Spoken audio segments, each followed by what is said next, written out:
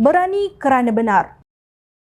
Berani kerana benar, takut kerana salah. Pegangan pahlawan Melayu dahulu kala yang kemudian menjadi peribahasa Melayu benar-benar teruji pada sidang Dewan Rakyat kali pertama pada 19 hingga 20 Disember 2022 lalu.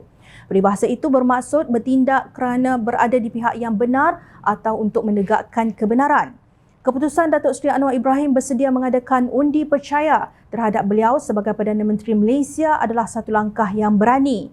Mengulas mengenainya, Pengerusi Biro Undang-Undang Amanah Kanun Dr. Zulkarnain Luqman berkata usul undi tidak percaya pernah menjadi sebutan ramai pada 18 Mei 2020 tatkala Tun Dr. Mahathir mengemukakannya kepada Speaker Dewan Rakyat ketika itu. Tan Sri Muhammad Arif Yusof terhadap Tan Sri Mahyadin Mat Yassin yang merampas mandat rakyat pada hujung Februari 2020.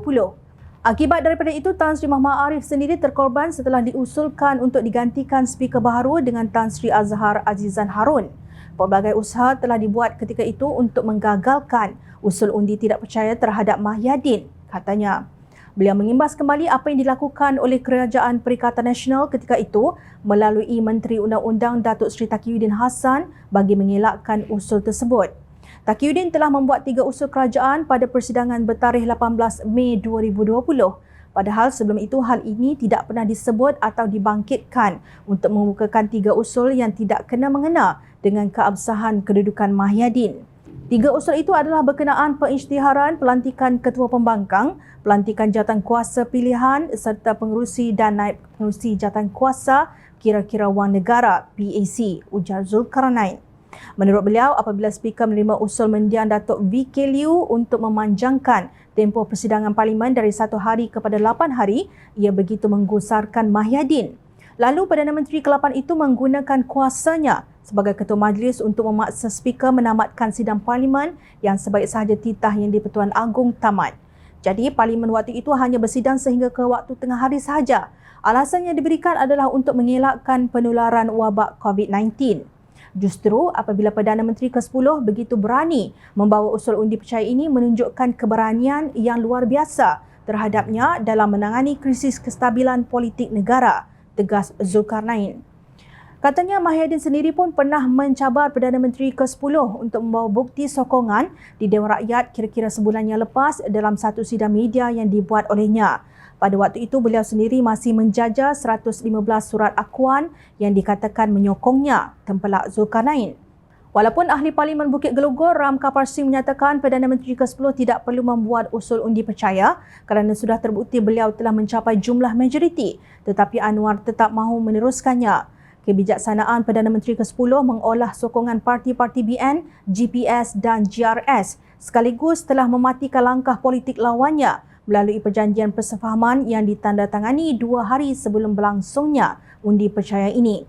Sebab itulah dalam perbahasan undi percaya, walaupun tidak perlu pun perbahasan dibuat, pihak pembangkang cuba mengungkit bahawa perjanjian persefahaman ini tidak sah dan tidak berperlembagaan.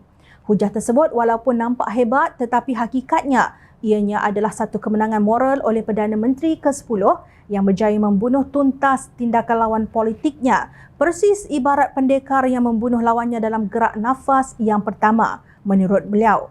Sebagai seorang peguam, Zulkarnain melihat daripada sudut politik dan perlembagaan, langkah Anwar meneruskan usul percaya ini pastinya bukan sahaja membuktikan keabsahan beliau sebagai Perdana Menteri ke-10, bahkan juga berjaya mendiamkan suara sumbang lawannya yang meremehkan beliau sewaktu dilantik oleh Yang di-Pertuan Agong. Beliau berpendapat sejarah pengembangan perlembagaan khasnya berkaitan dengan pelantikan dan pemencatan Perdana Menteri berkembang dengan pesat pasca pilihan raya umum ke-14. Ini adalah perubahan yang positif bagi perkembangan negara. Jika negara Indonesia memerlukan hampir 15 tahun setelah kejatuhan Suharto pada tahun 1998 untuk bangkit semula di era Jokowi Widodo, proses yang sama di Malaysia hanya mengambil masa 5 tahun untuk mencapai kematangan demokrasi yang sama.